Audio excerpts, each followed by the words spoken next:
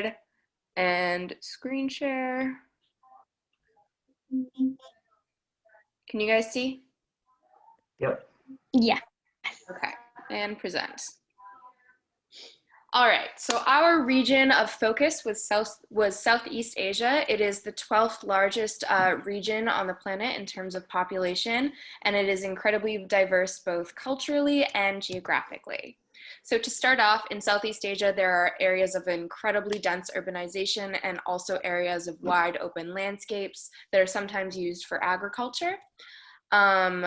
Southeast Asia is made up largely of the southeastern portion of the Indian subcontinent, as well as several 100,000 small islands and archipelagos. There is an abundance of natural resources in the area, including zinc, tungsten, silver, soybeans, and natural gas.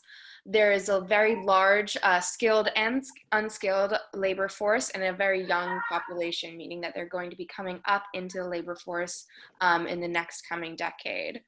Also, there's a thriving agricultural and fishing industries, and their main crops that are grown are rice, coffee, and palm oil.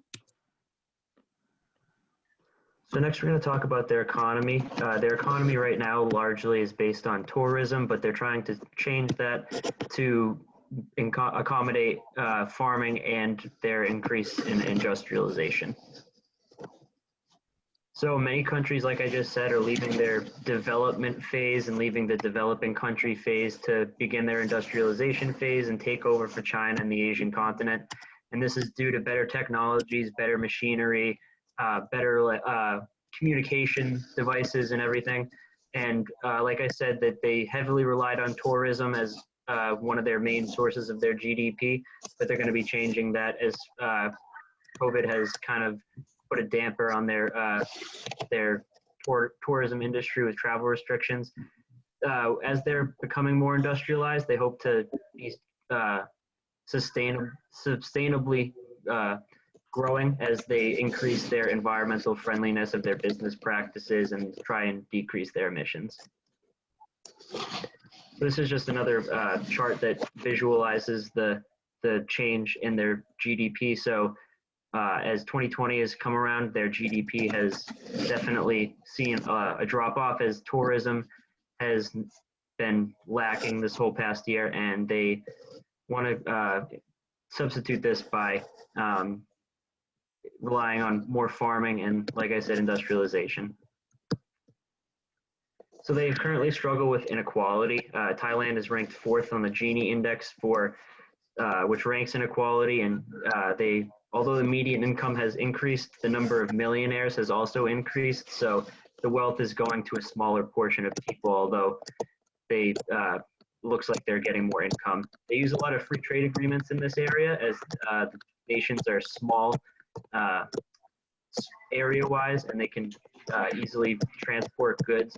And the free trade agreements mostly try and increase the benefits of trade and lowering overall prices.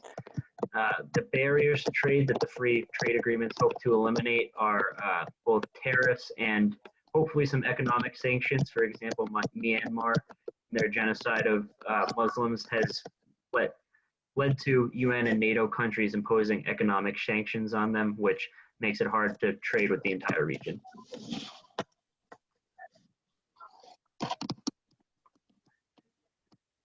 Okay, so I'm going to be talking about some of the business regulations. When conducting business in Southeast Asia, it is immensely important to be familiar with their business regulations.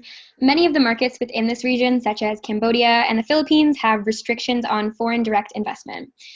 This requires international firms to have local partners and shareholders. Another important consideration is adjusting your timelines, especially in regards to immigration, import licenses, and business licenses. It is not common practice in the East to be as strict with deadlines as it is in the West. Another thing that is vital is building friendships and establishing trust, which means frequent trips must be made in order to secure commitment in business deals. This means you must exercise a certain level of patience in order to get approval to do business here. It is also important to hold a high level of business etiquette and professionalism, making sure to always arrive on time for meetings. So some of the international business partners that Southeast Asian countries most commonly partner with include China and Japan and Singapore. The only non-Southeast Asian or Asian country that these countries commonly do business with is the US. So now we're going to talk a little bit about the culture. Southeast Asia has an incredibly diverse population. About 3/4 of their population lives in non-urbanized areas. And Indonesia, Malaysia, and the Philippines specifically have announced that diversity is part of their national identity, and that is something that they are actively pursuing. There are also about 4 major language groups in the region, and not many languages besides dialects are spoken outside of those 4. Okay, so I'm going to talk a little bit about religion and arts. So Buddhism, Islam, and Christianity are all practiced within Southeast Asia. Buddhism is the dominant religion in the mainland, and Islam is the religion of about 2/5 of Southeast Asians. The religions, temples, and mosques are great representations of architectural design and sculpture. Dance is something that's very important in their culture, and Legong is a stylized form of dance drama, which is traditionally performed by preteen girls with graceful, precise gestures and witchy eyes. So now I'm going to talk a little bit about their food staples. So obviously rice as one of their main crops is a food staple. They make a bunch of different dishes with it. And many folks in many religions have a form of a rice goddess. Noodles, second to rice, are probably the second most popular thing, and another thing that many dishes are made with. They'll include like other things with the noodles to spice it up, but second to rice, that's one of the most popular. Muslim communities, although there's not a huge Muslim population within Southeast Asia, those communities don't eat pork, so that's another thing to be wary of if you're going to visit. Noodle soups and rice porridge are popular for breakfast. Usually in America, we only do noodles and rice for like a lunch kind of dinner deal, but they use it for any meal.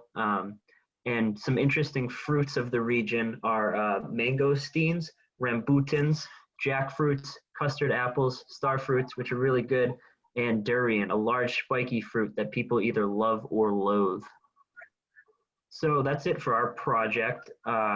As we said, Southeast Asia is very diverse. They're trying to become more diverse and bring in more influences into their culture. They have a very strict way of doing things as far as the etiquette that they expect when dealing in business.